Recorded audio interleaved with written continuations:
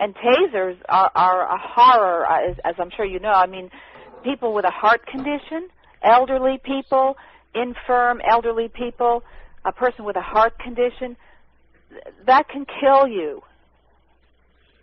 Well, who knows how much is out there, and who knows who all has been involved with it. It continues to go on, and again, I just feel badly for those who, for whatever reason, and maybe through nothing of their own volition, found themselves in the crosshairs of this kind of stuff, because it's very difficult to get people to listen. Yes. You probably will never get any kind of medical help for such a, quote, condition. Well, that's correct, Yeah. but Keith, we still need to, anybody who knows about it, anybody who's been targeted, anyone who knows about it, everybody needs to do their own research on this.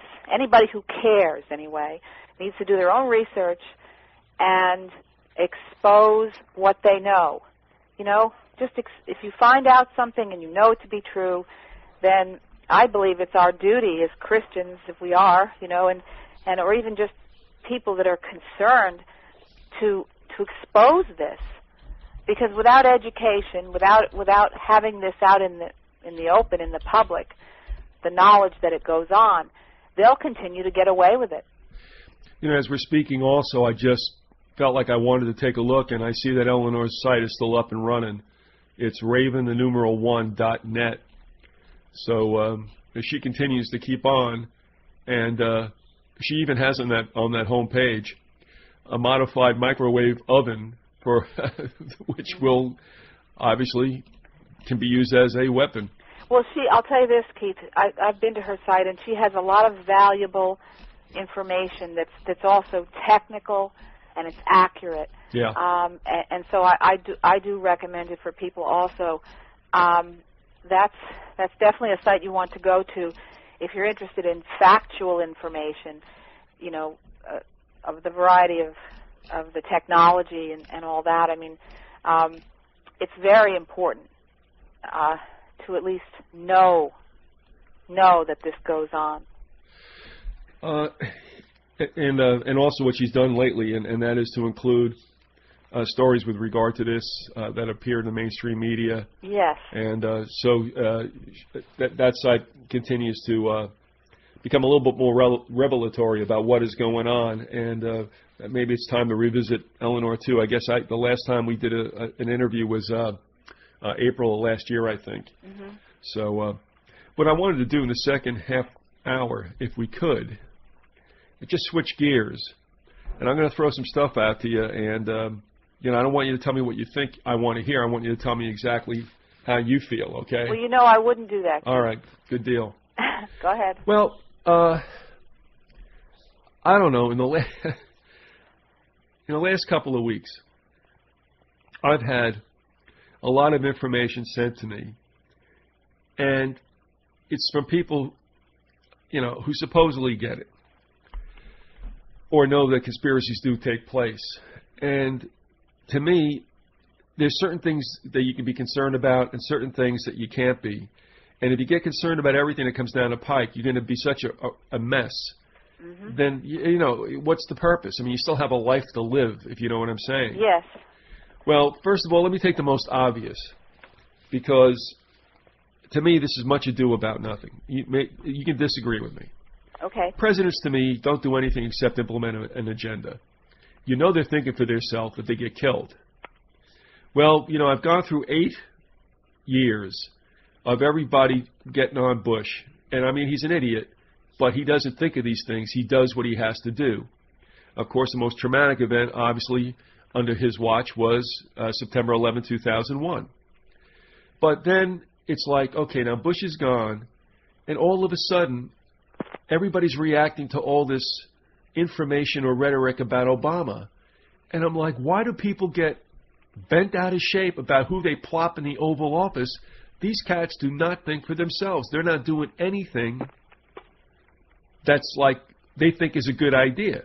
They're there to sell an agenda which has already been pre-planned. I mean, that's my feeling. How do you look upon presidents?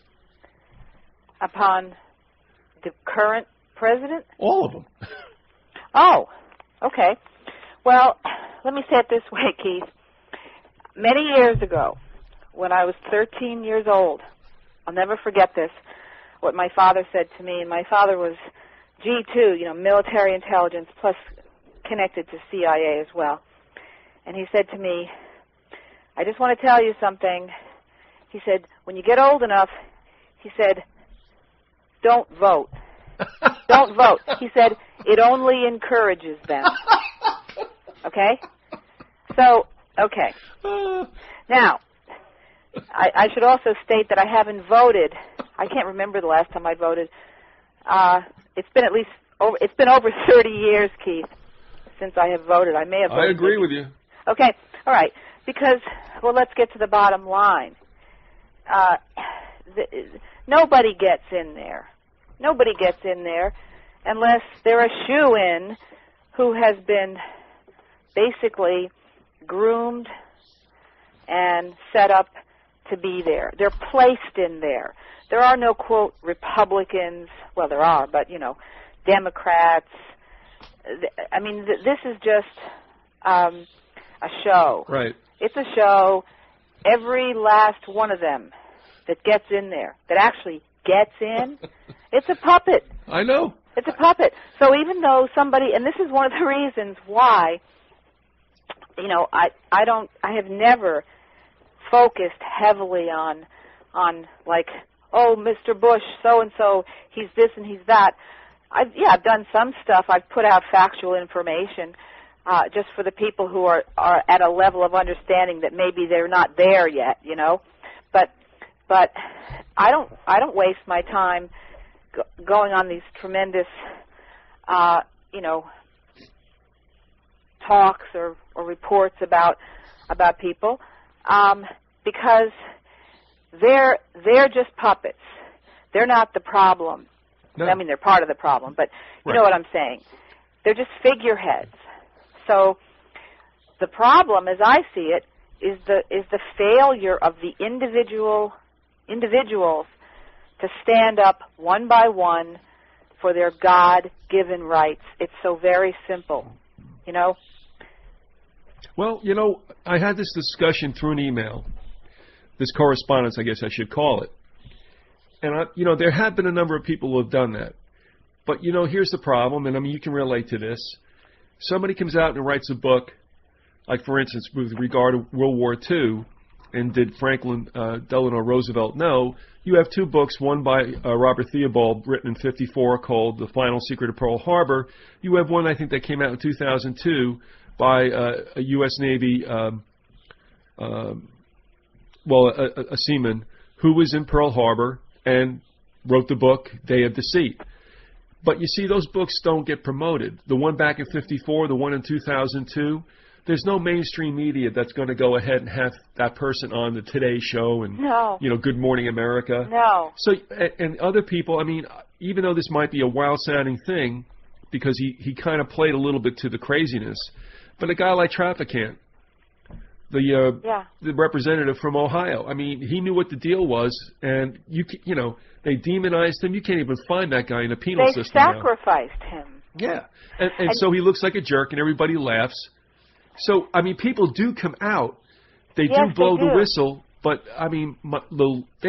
but they're set upon like they're like, a rabbit being put upon by wild dogs. Because if you go against the program, if you're inside in any capacity, and I don't care if it's an intelligence agency or law enforcement or inside one of the politicos, anybody, if you don't play the game the way you're told to play the game, if they can't own you and you try to go against them or stand up for what is right, they will attempt to destroy you in whatever way that they can get away with.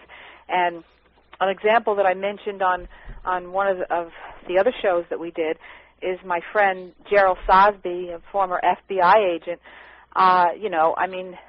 This man is a target almost like I've never seen, of just these terrible things, these weapons that we talked about before, the stalking, Sure.